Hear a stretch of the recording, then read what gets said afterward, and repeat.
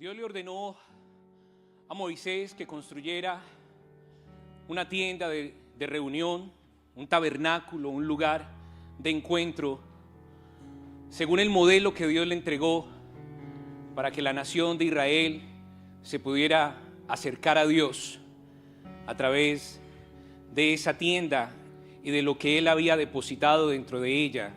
Diga conmigo: el arca del pacto.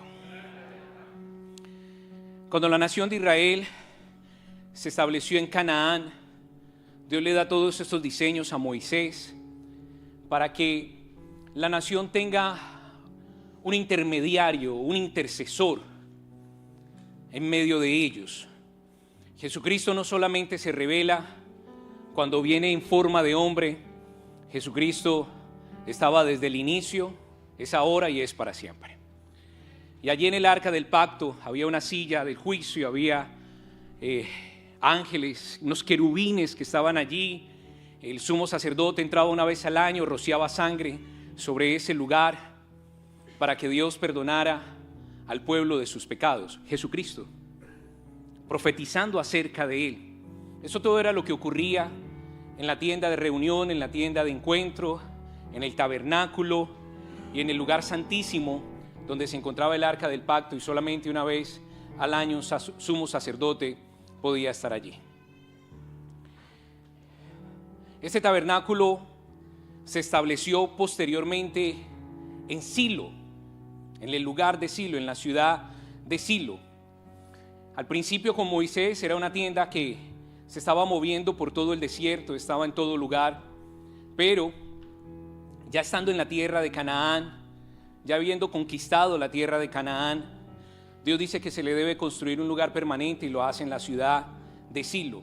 Y allí, ya cada año, todas las personas subían para adorar a Dios y presentar sacrificios en Silo. Josué capítulo 18, versículo 1, en la Reina Valera 1960 dice: toda la congregación de los hijos de Israel se reunió en Silo y erigieron allí el tabernáculo de reunión, después de que la tierra les fue sometida.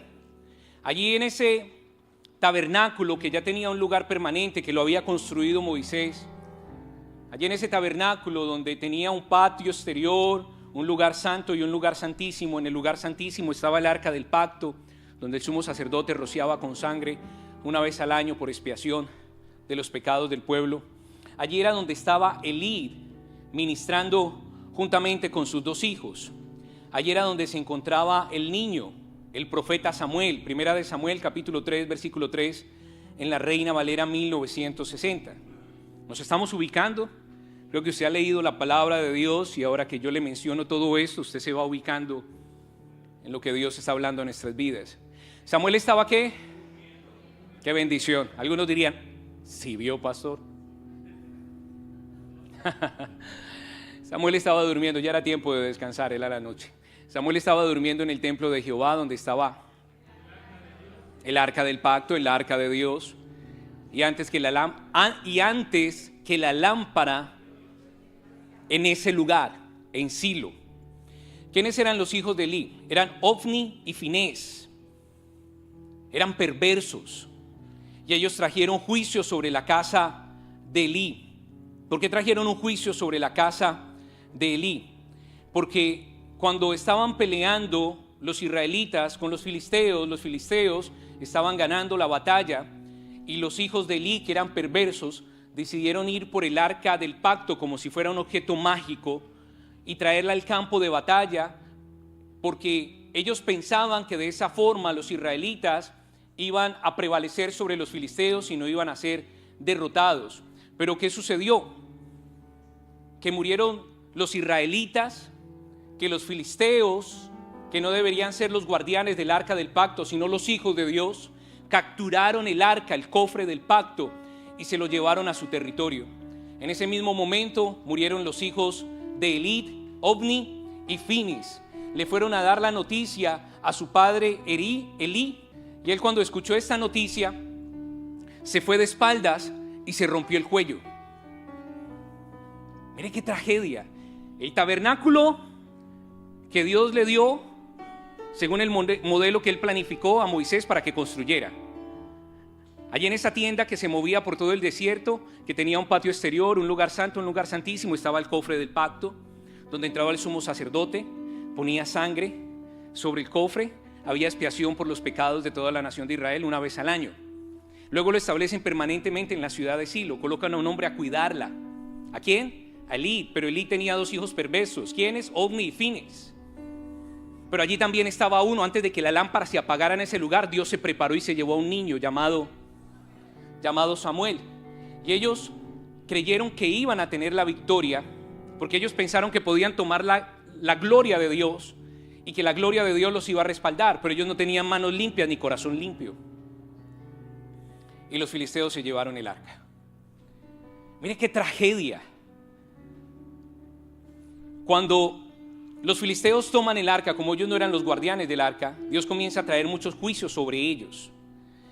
Y ellos decidieron no tener más el arca porque se dieron cuenta que estaban siendo derrotados. Usted diría, ¿por qué cuando ellos llevaron el arca del pacto, Ofni y Finees, no fueron derrotados los filisteos? ¿Por qué? No tenían manos limpias ni corazón limpio.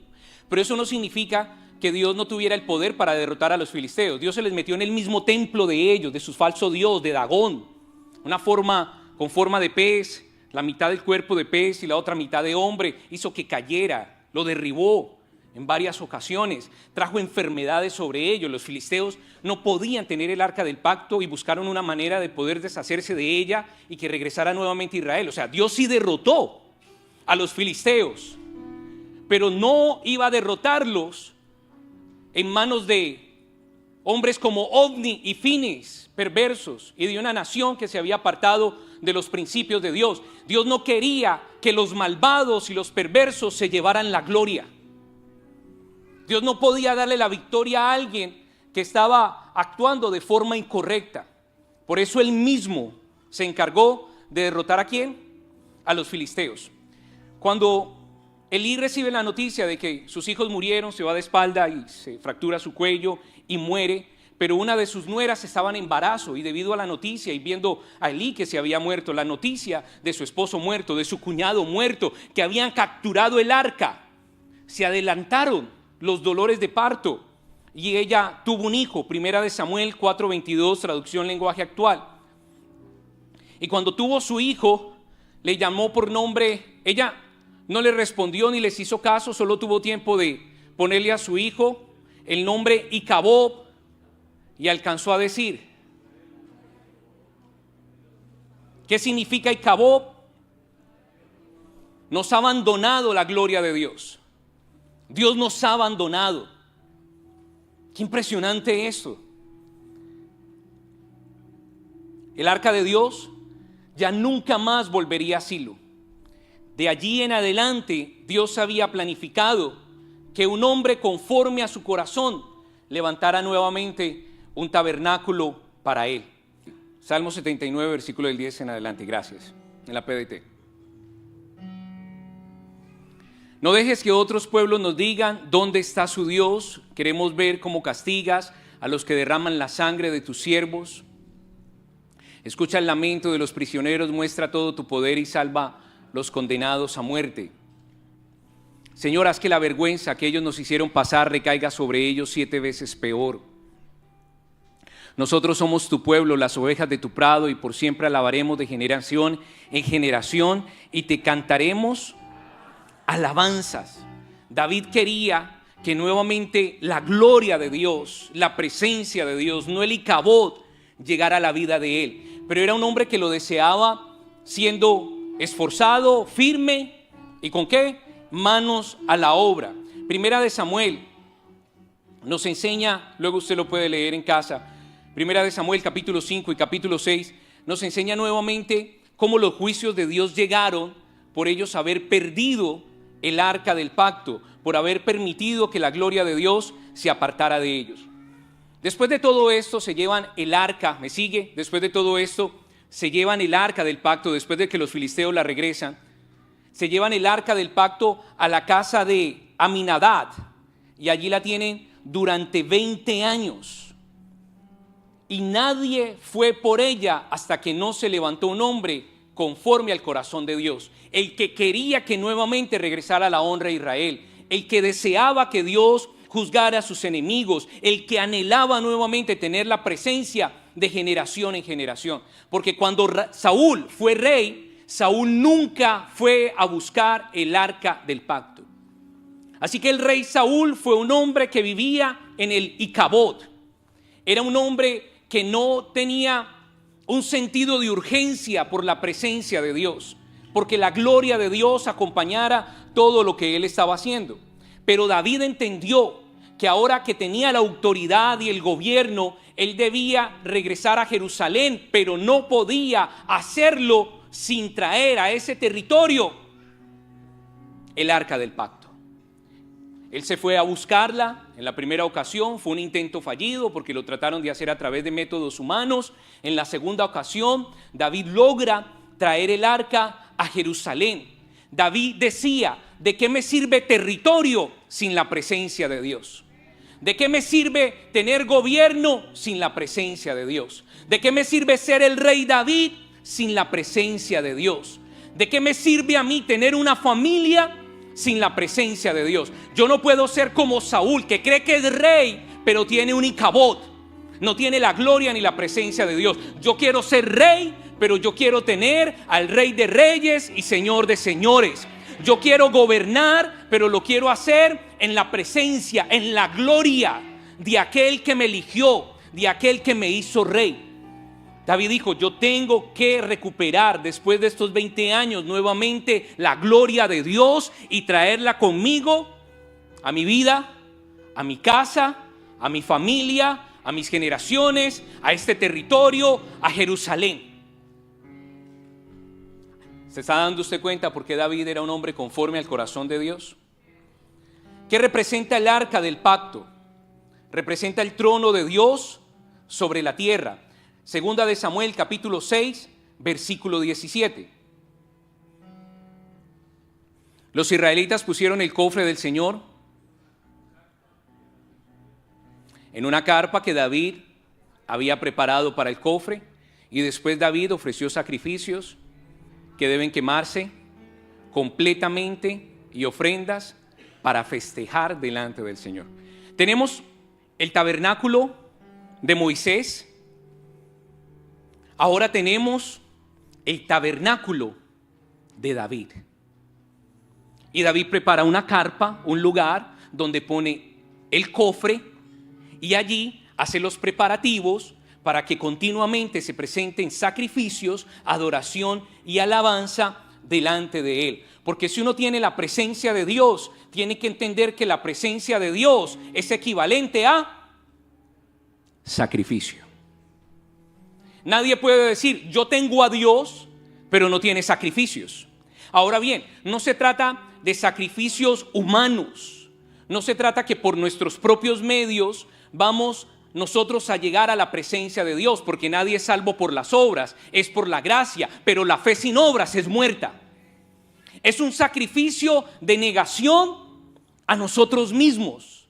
Es un sacrificio para poder nosotros entender que no somos de una cultura de este mundo, ni una cultura de oscuridad, que somos de la cultura del reino de Dios, que somos extranjeros y peregrinos en este mundo, que somos embajadores del reino de los cielos en este mundo, que estamos aquí pero no pertenecemos aquí.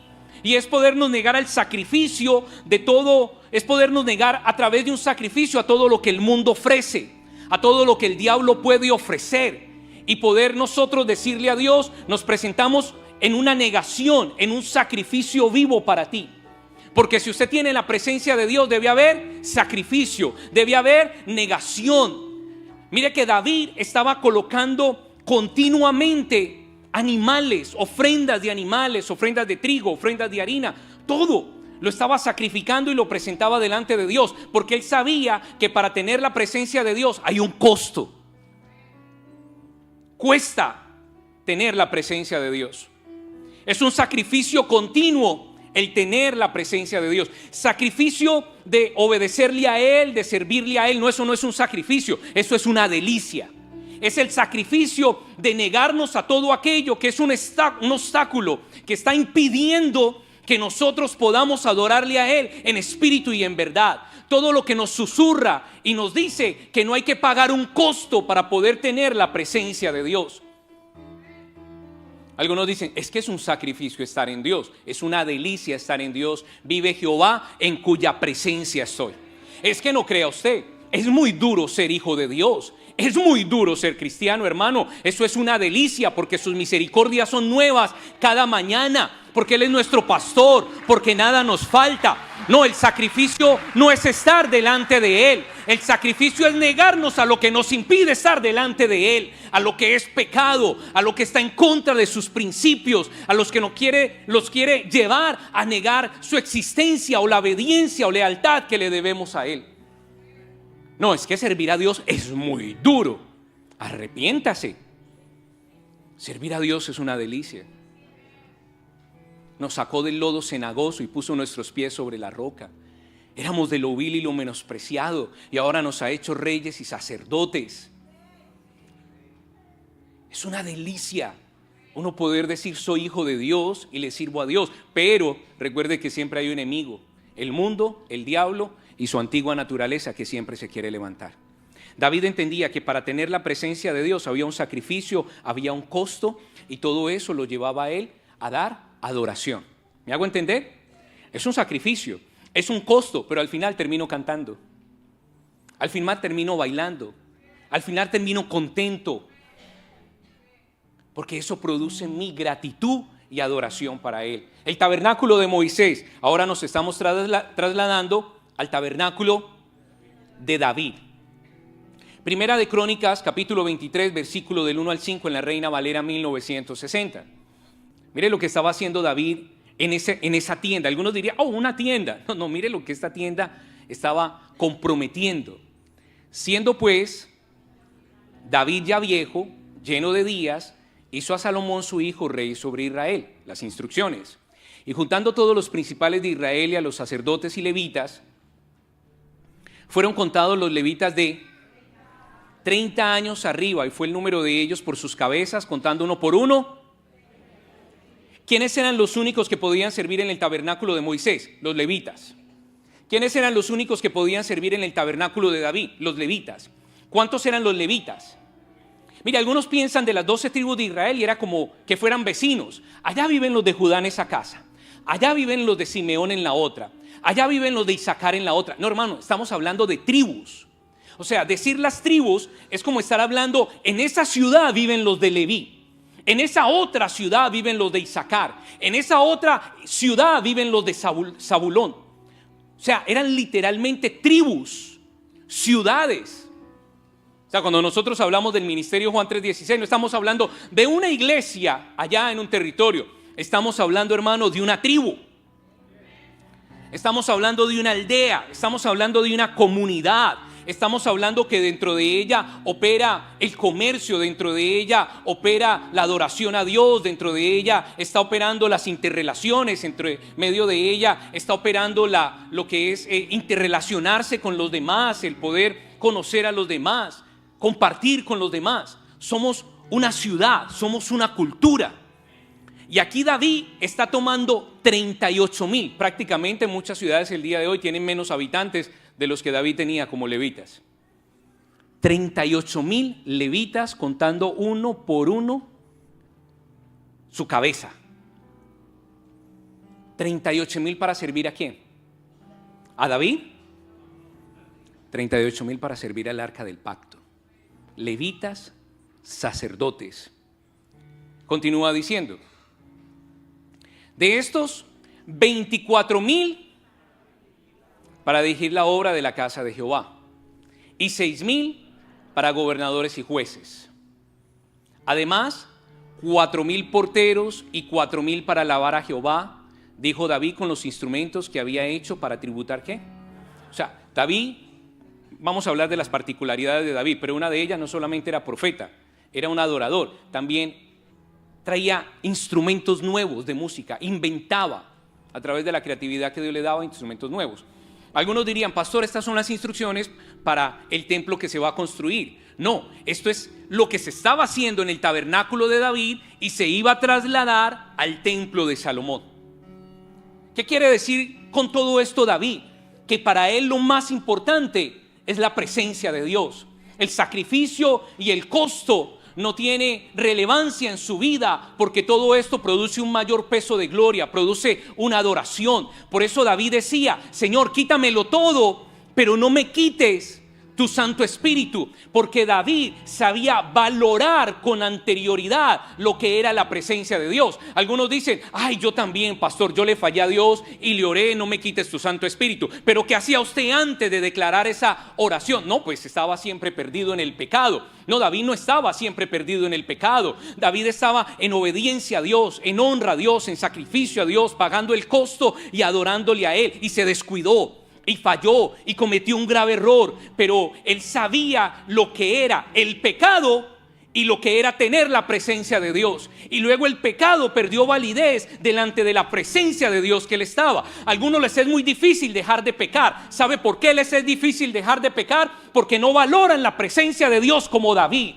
No van a buscar la presencia de Dios después de 20 años que se encuentra en una colina. No van a presentar sacrificios cada 6 pasos para Dios cuando la llevan camino a Jerusalén. No preparan una tienda, ni disponen 38,000 de la tribu de Leví para que continuamente le adoren a Él. Quien está en pecado es porque no valora con anterioridad quién es Dios. No hay un sacrificio, no hay un costo y no hay una adoración para Él. Por eso cuando David falló, algunos pueden decir: wow, pero qué gran pecado cometió David. Pero David inmediatamente pesó lo que era adorar a Dios, servir a Dios y el pecado que había cometido, y regresa después de la muerte de su hijo, regresa a la presencia de Dios y le dice: ya entendí, quítamelo todo, pero no me quites tu Santo Espíritu. Quienes practican el pecado, quienes disfrutan el pecado, es porque anteriormente no han tenido un encuentro con el arca del pacto. Posiblemente están con el rey Saúl. Dicen que son hijos de Dios, dicen que gobiernan de parte de Dios, pero son reyes, son como el rey Saúl con un icabod. Es muy diferente ser el rey David con la presencia de Dios, la gloria de Dios, y no el rey Saúl con un icabod. Porque a las personas les es difícil de dejar el pecado. ¿Por qué? Respuesta: porque para ellos no tiene importancia la presencia de Dios. Cuando David sintió que iba a perder la presencia de Dios, dijo: acaba conmigo, quítamelo todo. Yo vuelvo a ser el pastor de ovejas si quieres. Yo regreso a pastorear las ovejas, pero no me quites tu Santo Espíritu. Esa es la diferencia entre los que usted ve el día de hoy, que están en pecado, practican el pecado, disfrutan el pecado, y entre otros que cuando le fallan a Dios se arrepienten y dicen: Señor, ¿yo qué he cometido? ¿Yo qué he hecho? Mejor que yo regrese a ser un pastor de ovejas, así ya no sea el rey de Israel, pero yo prefiero ser un pastor de ovejas con la presencia de Dios y no un Saúl con un icabod. Sienten dolor y sienten tristeza por el pecado que han cometido.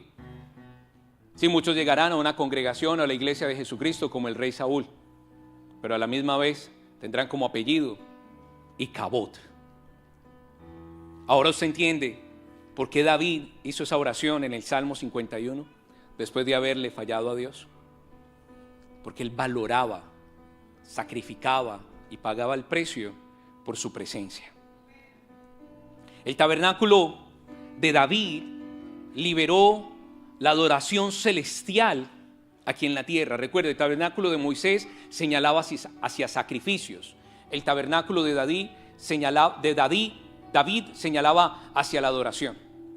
Así que todos los cánticos que David trajo, que usted puede leer en los Salmos y algunos que escribió Salomón porque su padre se lo enseñó, lo que él estaba haciendo era trayendo cánticos de una atmósfera profética.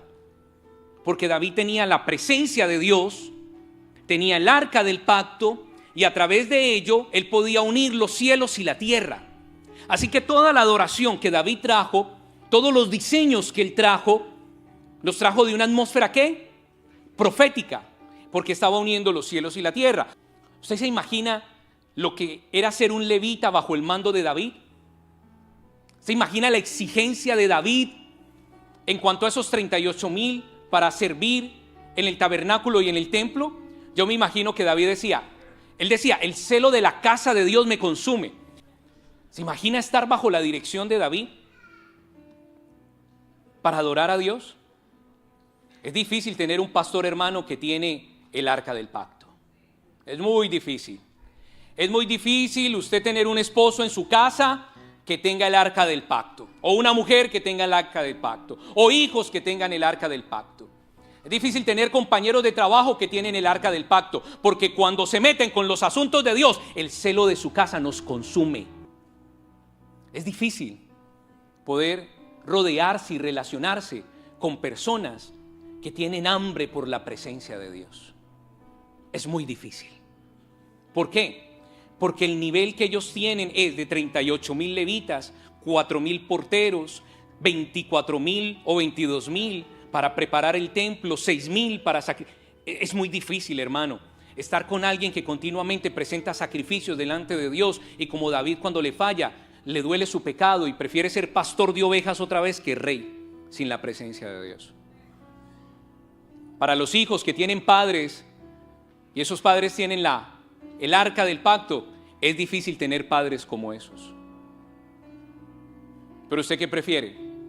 ¿Tener un rey como Saúl y de apellido Icabod, o tener un rey como David y de apellido ama su Santo Espíritu? ¿Bajo qué gobierno, bajo qué autoridad, bajo qué clase de personas usted se quiere rodear? Es difícil, hermano, tener relaciones y entablar conversaciones con personas que no tienen el arca del pacto. Pero cuando usted se une a personas que saben cuál es el costo, el sacrificio, y adoran a Dios, usted dice: traiga los 38,000, traiga los 22,000, traiga los 6,000, porque esto está bueno, hermano, y se pone mejor. ¿Con quién ha hablado usted últimamente? Apocalipsis 14, versículo 3, para los que nos ven a través del internet el día de hoy. ¿De dónde tomó David todos los diseños de adoración profética? De una atmósfera profética. Los 144,000 estaban de pie delante de ¿quién? Del trono, y delante de los 4 seres vivientes y de los 24 ancianos, y cantaban una canción que nunca antes se había escuchado. Nadie podía aprender la letra de aquella canción a no ser ¿de qué? Es que yo no entiendo lo que ustedes hablan, yo no entiendo lo que ustedes dicen. Es que los únicos que van a entender lo que hacemos en este lugar son los salvos, los que tienen el arca del pacto, los que tienen costo y sacrificio.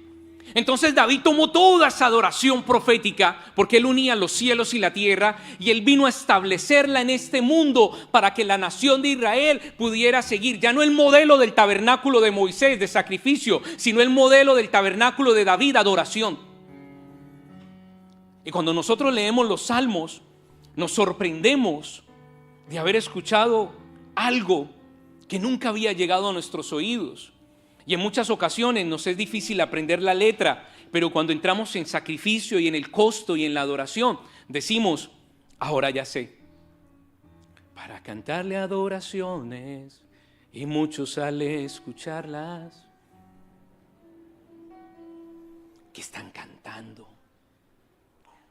De la adoración profética, hermano celestial, llegó y la estamos estableciendo aquí. Porque allá no cantan la niña de sus ojos, porque es que aquí no tenemos niña de los ojos. Aquí somos la niña de los ojos de Dios, pero no tenemos niña de los ojos. ¿Y por qué cambian allá tanto de adoración? Cuando me la aprendí, ya cambiaron a otra. Ahorita me toca que aprenderme esta nueva, porque todo lo estamos trayendo de una adoración, de una dimensión profética, de una dimensión celestial. ¿Y por qué adoran en lenguas angelicales? ¿Y por qué dice el pastor un cántico nuevo para Dios? Porque eso está reflejando que en el reino de los cielos no hay límites, que en el reino de los cielos hay revelación, que en el reino de los cielos no hay obstáculos. Y David dijo: voy a traer la adoración que no tiene límites, voy a traer la adoración que tiene revelación, voy a traer la adoración que no tiene obstáculos, y les voy a enseñar a toda la nación de Israel cómo nos tenemos que acercar a su trono.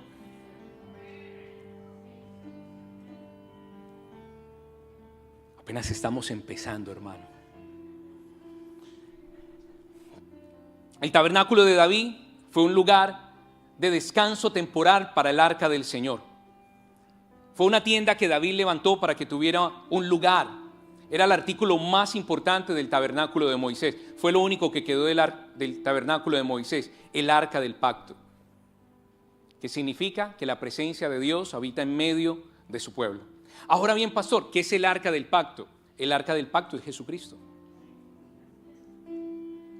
Así que cuando Moisés construyó el tabernáculo en el desierto y había un patio exterior, había un lugar santísimo y había un lugar santo, y en ese lugar santo había un arca del pacto con querubines, con una silla del juicio donde rociaban la sangre del animal muerto para expiación de los pecados. ¿Quién estaba en el arca del pacto? ¿Quién es el arca del pacto? Porque Jesucristo es el mismo ayer, hoy y por los siglos. Algunos creen que Jesucristo solamente está en el nuevo pacto. Jesucristo ha estado desde el inicio, porque desde que el hombre falló, Dios señaló a Jesucristo como el intermediario para que nosotros pudiéramos acercarnos a su presencia. ¿Por qué David valoraba el arca del pacto? Porque de la raíz de David decía: yo soy portador de Jesucristo. ¿Por qué David valoraba el arca del pacto?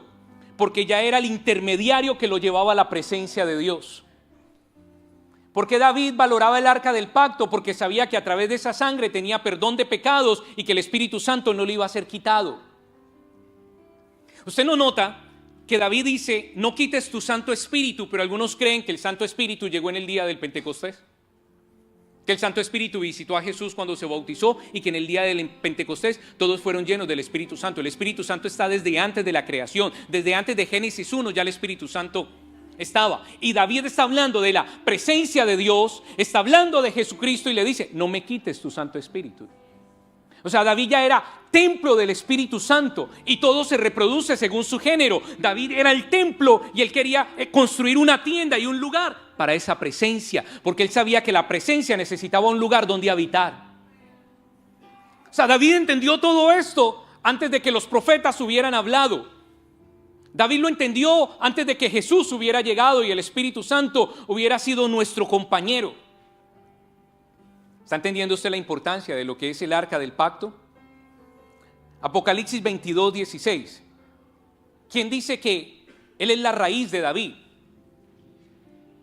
Yo he enviado a mi ángel para que le diga a las iglesias.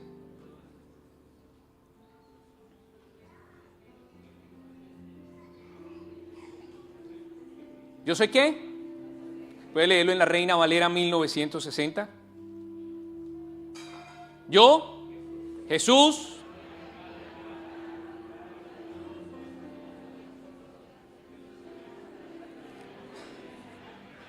en la dimensión profética, donde están adorando los 144,000, los ancianos, los 4 querubines, allí en ese lugar él dice: yo soy del linaje de David.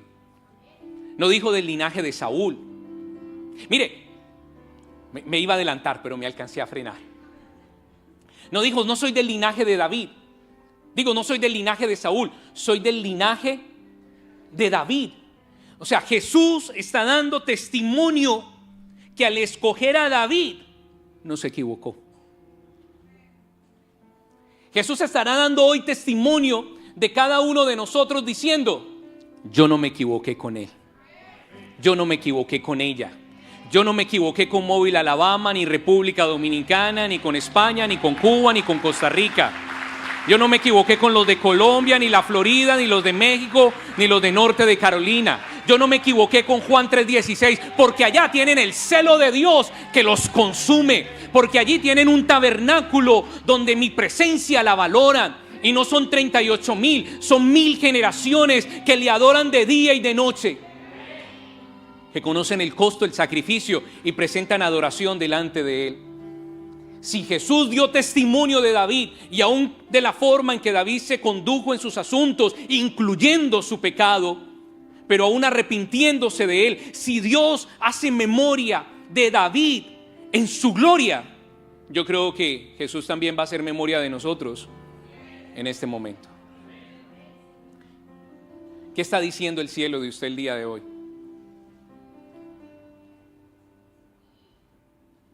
Hermano, puede que usted aquí pase desapercibido, pero usted es un escándalo en el cielo. Puede que aquí la gente lo vea a usted con un nombre y apellido muy regular, muy normal, levantándose los lunes a trabajar, congregándose, honrando a Dios. Puede que usted pase desapercibido en este mundo, pero usted es un escándalo en el cielo. Jesús fue la raíz ¿de quién? De todo lo que creció en la vida de David. La raíz de David. Ahora bien, ¿qué tenía David? Obediencia. ¿Qué tenía David? Humildad. ¿Qué tenía David? Valor. ¿Qué tenía David? Adoración. ¿Qué tenía David? Gobierno. ¿Qué tenía David? Un reino. ¿Qué tenía David? Obediencia, humildad, valor, adoración, gobierno y reino. Porque todo lo que creció en David venía ¿de quién? Venía originalmente de Jesucristo. Entonces Jesús era la raíz de David, porque Jesús es la fuente de todo. Jesús es el mismo ayer, hoy, por los siglos. Lo dice Hebreos capítulo 13, versículo 8. Y si Jesús es la raíz y es la fuente de todo, y lo fue para David, también hoy es la fuente de la iglesia. Entonces, si la iglesia tiene la misma raíz que tenía David, entonces la iglesia tiene que tener el mismo fruto, que es obediencia, humildad, valor, adoración, gobierno y reino. Porque si vienen de la misma raíz, tienen que tener el mismo fruto. Y hoy la iglesia se debe comportar como David se comportaba enfrente del tabernáculo que él le construyó a Dios. La iglesia debe manifestar ¿qué? Dígalo de este término. Yo manifiesto obediencia. ¿Por qué obediencia? Desde pequeño David estaba trabajando. ¿Haciendo qué? Cuidando, pastoreando las ovejas de su padre. Esa era la tarea del primogénito, no del más pequeño. Así que él era obediente. Él no era como que, ¿por qué él no lo hace? Yo no lo hago. ¿Y por qué él no va? Si él no va, yo no voy. No, David dijo, ellos no van, yo lo hago. O sea, David era obediente. ¿Cuidaba de qué? Pero espere, cuidar de las ovejas es algo muy ligero. ¿Qué dan las ovejas? Leche, queso, carne, abrigo, lana. Así que David, siendo el más pequeño, era el que cuidaba la economía de la casa. Yo sé que algunos aquí salieron siendo los menores de la casa, los más pequeños, y cuidaron de la economía de su hogar. Era el mismo caso de David. Él cuidaba ¿la qué? La economía de la casa. Y aunque los que se beneficiaban de la obediencia de él disfrutaban y tenían una mejor vida, Dios no se olvidó de David, porque el día que Samuel fue a elegirlo como el hombre conforme al corazón de Dios, porque ya tenía un plan, David no estaba en esa mesa disfrutando de lo que muchos disfrutaron, del esfuerzo de su trabajo. Pero Dios le dijo a Samuel, aquí nadie come y aquí nada se hace hasta que no llegue David. Mira, hermano, usted se ha preocupado que muchos se adelantaron en la vida y se han aprovechado de usted. Y usted cree que ellos se van a sentar en la mesa a comer un banquete y a recibir una palabra profética y Dios va a decir, no, yo sé quién fue el que trabajó, yo sé quién fue el obediente, yo sé quién es el que tiene el costo, el sacrificio y la adoración. Yo sé que ellos se han aprovechado y se han beneficiado de la obediencia de David, pero hoy en esta casa nadie come hasta que David no se siente a la mesa. Porque trabajamos para los ojos de Dios y no para los ojos de los hombres. Así como cuando usted se sienta en el carro y ya no quiere trabajar overtime porque no le da la gana. Se está pareciendo a Icabod, que no tiene la gloria de Dios. Pero cuando usted es conforme al corazón de Dios, Él dice, yo no estoy trabajando overtime. Yo estoy trabajando para los ojos de Dios. Y aunque otros se beneficien de mi trabajo, yo sé que el día que se sirva la mesa y se suelte una palabra, ahí nadie va a comer y nadie va a escuchar hasta que yo llegue.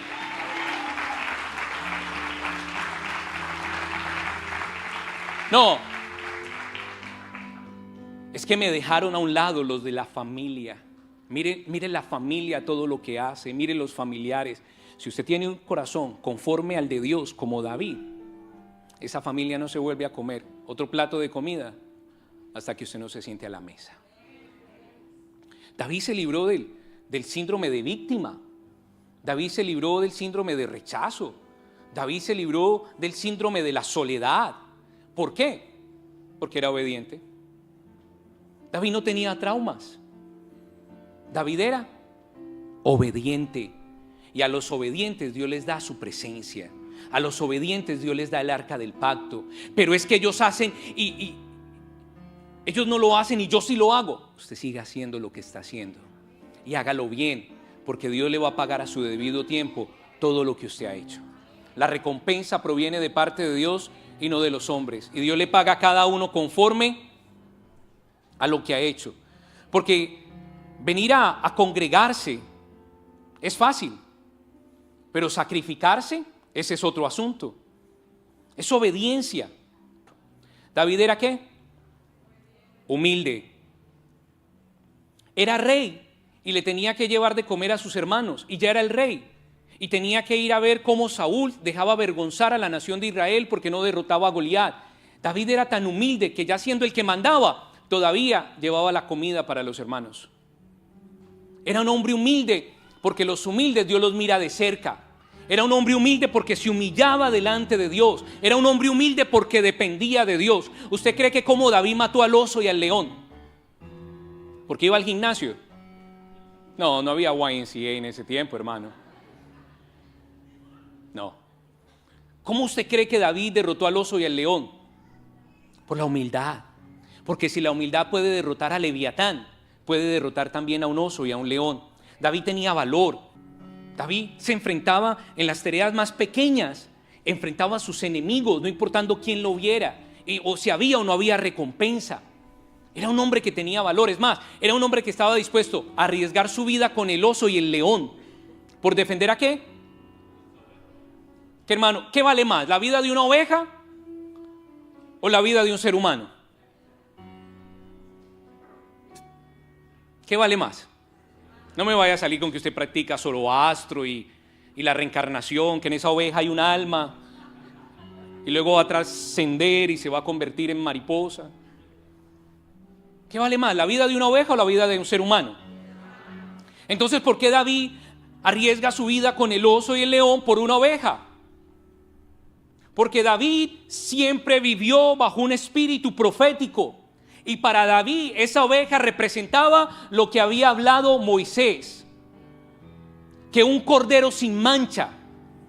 Lo que había profetizado posteriormente Isaías. Que iba a ser sacrificado en una cruz. Cuando David veía una oveja, él se imaginaba la forma en que el Salvador de este mundo vendría a él. Porque él sabía que de esa sangre y de esos sacrificios era la que se rociaba para que hubiera expiación por los pecados. David en la oveja estaba viendo al Cristo que iba a morir un día como cordero sin mancha en una cruz. No era casualidad que David fuera pastor de ovejas y Saúl pastoreara burros. No era casualidad. Así que David tenía valor porque entendía quién era el Cristo. Usted hoy tiene el valor de enfrentar el pecado, a las tinieblas, al mundo, aún ya conociendo quién es el Cristo. David solamente estaba viendo lo profético. Nosotros hemos visto el cumplimiento de la profecía. Y este hombre arriesgaba la vida por algo que no había visto. Nosotros estamos arriesgando la vida por algo que ya hemos visto. David tenía adoración. ¿Qué hacía David todo el tiempo? Es masad, significa canción en hebreo, una carga. David sentía que la adoración llegaba como una carga a su vida, como una provisión a su vida. Usted ha visto cómo se abre el mundo espiritual a través de la adoración, cómo usted llega a lugares celestiales, cómo Dios hace que cargas que hay en su vida comiencen a desaparecer, cómo usted comienza a ser sano. Porque es una carga, es una provisión. Cada vez que David adoraba decía, viene provisión. Viene lo que necesito para tener libertad. David continuamente adoraba a Dios. David tenía gobierno. Él era humilde, él era obediente, pero si veía a Goliat, lo mato. Si veía a los filisteos, acabo con ellos. O sea, era un hombre de gobierno, era un hombre de reino, era también un hombre de autoridad. Recuerde que muchos creyeron que nosotros, los hijos de Dios, teníamos que ser mansos, pero no lo somos, hermano. Somos mansos, pero no somos lo otro. Nosotros somos mansos y tenemos obediencia. Nosotros tenemos humildad. Nosotros tenemos valor. Nosotros tenemos adoración. Nosotros tenemos gobierno y nosotros tenemos reino también. Somos mansos porque los mansos heredarán la tierra. Pero porque seamos mansos no significa. O sea, la gente pensó que a los hijos de Dios todo mundo les podía pasar por encima. La gente pensó en el tiempo anterior, allá en un espíritu religioso en la semi-Babilonia, que podía venir a atropellar a los pastores como ellos quisieran, porque los pastores siempre tendrían que mostrar humildad, sujeción, sometimiento. Pero si son la cabeza de un territorio, tienen obediencia, tienen valor, tienen humildad, tienen adoración, tienen gobierno y tienen autoridad y tienen un reino. La gente pensó que usted en el trabajo, porque decía que es hijo de Dios y es cristiano, entonces todo el mundo le puede pasar por encima. Y es todo lo contrario. Nosotros tenemos mansedumbre, pero todo el mundo no nos puede pasar por encima, porque tenemos gobierno y también tenemos autoridad. Pero ya voy a llegar. David tenía un tabernáculo. Muchos conocieron el tabernáculo de Moisés, muchos escucharon del templo de Salomón, pero muchos no habían escuchado del tabernáculo de David. Y Dios prometió que iba a restaurar el tabernáculo de David, no el de Moisés ni el templo de Salomón. Hechos capítulo 15, versículo 15 al 17, se puede poner sobre sus pies en la Reina Valera 1960. Mire lo que nos dice. Y con esto concuerdan las palabras de ¿quiénes? De los profetas, como está escrito. Después de esto, volveré y reedificaré el tabernáculo de David que está caído, y repararé sus ruinas y lo volveré a levantar, para que el resto de los hombres busquen a qué, y todos los gentiles. No somos de Israel, pero desde la raíz de David, Jesucristo estaba pensando en su nación y estaba pensando en quién, en nosotros. Desde el tabernáculo de David, bueno, desde mucho antes, pero en el tabernáculo de David Dios hace una afirmación en el libro de los Hechos. ¿Qué es el libro de los Hechos? Es los hechos del Espíritu Santo, es la manifestación activa y continua del Espíritu Santo en medio de los hombres. Pero leamos el 17 nuevamente. ¿Por qué se necesita reedificar, levantar nuevamente? Para que el resto de los hombres, se tiene que restaurar el tabernáculo de David, que es obediencia, valor, humildad, adoración, gobierno, reino, autoridad, dando la adoración que une los cielos y la tierra, donde no hay límites, donde hay revelación, donde no hay ningún impedimento para los hijos de Dios, a través de cánticos nuevos, a través de una vida de sacrificio y costo. Dios quiere que eso se vea hoy. Lo mismo que hizo con David es lo que quiere hacer con la iglesia de hoy. David y nosotros venimos de la misma raíz, por eso tenemos que tener el mismo fruto. Ponga el 17 de nuevo y léalo conmigo. Para que el resto de los hombres, espere, ¿para qué se va a levantar el tabernáculo de David? Porque David se había negado a sí mismo. David no estaba buscando que los hombres lo miraran a él. David estaba buscando llevar a los hombres delante de Dios. Para que el resto de los hombres busquen al Señor. ¿Quién es el resto de los hombres? Los que no están aquí con nosotros. Esos son el resto. Los que están en su escuela, en su trabajo, en su comunidad, que no tienen temor de Dios, los familiares que dejó en otro país o en otro estado, para que el resto de los hombres vean qué. Vean qué. Vean la obediencia, vean la humildad, vean el valor, vean la adoración, vean el gobierno, vean el reino, vean la autoridad. Y cuando ellos vean ese tipo de adoración, ese tabernáculo que se levanta, dice que las personas van ¿a qué? ¿A buscar a qué? Al Señor, pero sigue ahí. Y todos los gentiles que se arrepientan y no quieran ya tener un Icabod sino que quieran tener la gloria de Dios, podrán ser conforme al corazón de Dios. Y un día Dios en el cielo va a hacer un escándalo diciendo: yo vengo del linaje, yo vengo del linaje, yo vengo del linaje de David. ¿Dónde tenemos que levantar ese tabernáculo el día de hoy? En esta vida primeramente, en la familia, en los hijos, en la congregación, en su casa, en el lugar donde usted se encuentra. Usted puede levantar ¿un qué? Un lugar de adoración. Usted ha visto que usted ha notado que las personas que logran tener éxito en la vida son personas que mucha gente no puede comprenderlos. ¿Usted ha pensado en alguna ocasión de esa forma? ¿Usted ha visto a algunas personas que usted dice: esa persona ha tenido éxito, pero hay cosas que yo no logro comprender? ¿Están aquí o son de los 4 querubines que vio? ¿Quién se ha hecho esa pregunta una vez? ¿Por qué las personas, no sé, tan inteligentes, o personas con sabiduría, o personas con éxito, son personas que no son difíciles? No es como alguien fácil de entender. Puede levantar su mano si lo ha pensado. No vaya a mentir, solo si lo ha pensado. Levántela bien en alto. ¿Se lo ha pensado alguna vez? ¿Usted cree que una mente finita como esta logrará entender una mente del arquitecto del universo como Dios? Es difícil poder entender.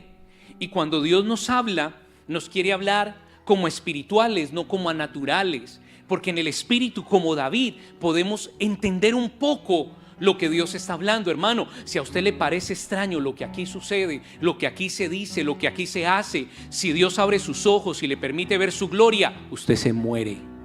El profeta dijo: cuando yo vi todo lo que sucedió, dice que cayó como muerto. Hermano, esto aquí todavía es muy normal. Esta vida que usted está viviendo ahora en Dios todavía es normal. Lo que esta vida necesita tener y esta congregación necesita tener es algo sobrenatural.